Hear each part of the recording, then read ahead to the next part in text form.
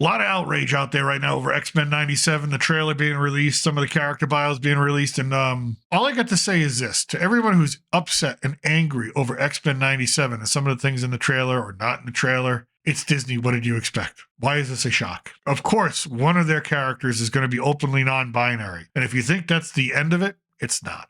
It's not going to be the end of it. I'm telling you right now, before the season is over, however many episodes they're going to have, you're going to have Wolverine or Magneto, or one of them is going to be, I don't know, transgender or gay or whatever you want. It's going to be that way. You're going to have that. Obviously, they hate the female form because, hey, when I was a kid, Rogue's ass was awesome. I get that. That I get, right? Rogue's ass. I mean, they knew how to draw women. I get it. It's not the idealized women, but I'm not watching a cartoon for an idealized woman. Even when I was a little kid, I wasn't watching a cartoon thinking to myself, wow, I wish they would give me the ideal, realistic woman. No, I saw that every day. So they've really toned down the appeal, the female appeal of these characters. Again, it's just a subtle hint to the guys that, hey, this isn't for you anymore. If you were a little kid like I was, a little boy watching the X-Men cartoons on a Saturday morning or after school on the weekdays when they were doing the replays, when they were broadcasting it in Syndicate, this isn't for you. This isn't your...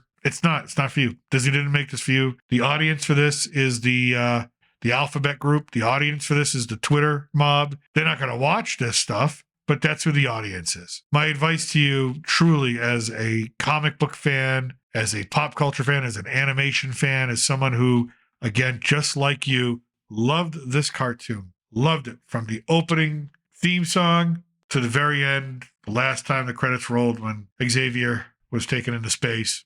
Listen, don't watch this. Don't watch it. It's just going to upset you. Don't let them. And that way, when you watch it, if you decide to watch it, you're going to be angry. If you decide to watch it, you're going to be like, this is insulting to what it used to be. Don't watch it.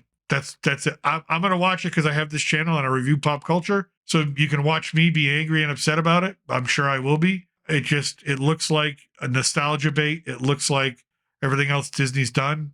It's the same thing. Basically, we've turned into Charlie Brown trying to kick the football. Disney is Lucy, and it continually just pulls that football right out from under us. So X-Men 97, yeah, that's my advice. Looking at this trailer, if you truly love the original cartoon, don't damage yourself. Just go back and watch the originals. You know, rent them, buy them, whatever you want to do, stream them. Don't do this to yourself. It's just one more chance for Disney and the woke mob to just rip something away from you. That's all it is. So don't be Charlie Brown anymore. Don't try to kick the football anymore. Just go look at what you had and enjoy what you had. Don't bother with this crap. Anyways, that's my advice after seeing the trailer and seeing some of the reactions. Surprised that everyone's angry. At this point, I'd be like, yeah, of course, that's what they're going to do. I'm not angry anymore.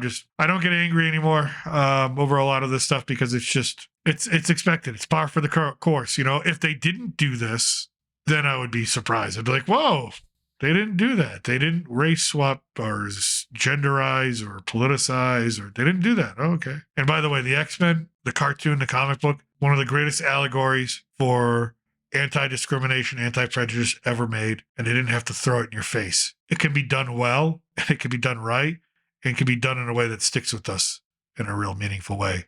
Obviously, the people at Disney and at Marvel just don't understand that anymore. They don't care about that anymore. They're not in the business of art. They're in the business of politics. They're not in the business of creation. They're in the business of activism. They're not in the business of entertaining you. They're in the business of feeding their own egos and making themselves feel good and patting themselves on the back and virtue signaling. That's what they're doing. That's the business. It's not going to change anytime soon. Elon Musk is not riding in on a white horse like the Shining Knight to save Disney. It's not going to happen. Disney's going to continue to make money because they're going to continue to cut the workforce, and they're going to continue to hurt the little guy and the little girl, and they're going to continue to take away those minimum wage jobs, and they're going to continue to be executives that make millions and millions of dollars that don't have to worry about the decisions that they make. It's just the way it is. It's corporate America, folks.